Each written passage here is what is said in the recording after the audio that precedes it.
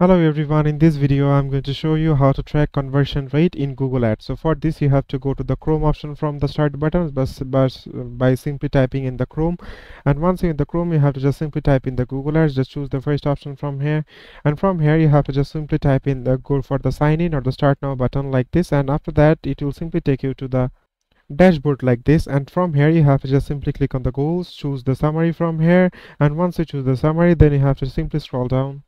And once you scroll down you have to just simply click on the create conversion action from here, and once you click on the create conversion action, it will simply take you to the another tab, and from here you have to just simply choose on the phone calls. And once you choose the phone calls, here you will get the option of select the source of the phone calls you would like to track. Then you have to choose the first option from here, calls from ads using call assets or call ads. Just simply choose that, and then you have to just simply click on the continue. And after that here it will take you to the next page, and here in the goal and action optimization you have to choose the phone call lead, and then you have to just simply scroll down to the below. And once you scroll down then you have to just click on the save and continue. So after that it will simply track your conversion rate. So it is as simple as that, guys. Thank you very much for watching this video.